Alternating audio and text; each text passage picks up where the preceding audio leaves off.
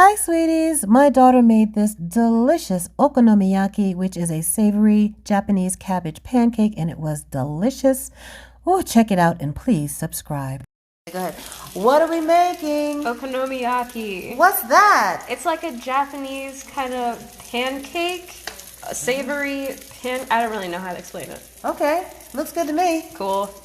So this is that batter she was using, the okonomiyaki batter. So she used takoyaki flour with water, some green onion, and chopped cabbage.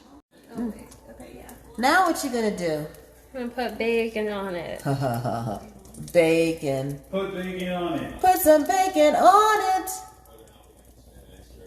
She flipped it. So the bacon is now down in the pan there. You see pan side. And it's gonna cook for a little longer.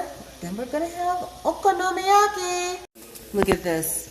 She flipped it back, y'all. She flipped it back. That bacon is cooked. Now it's flipped over again so that it's cooking in the bacon grease. Oof. Cabbage and bacon and scallions.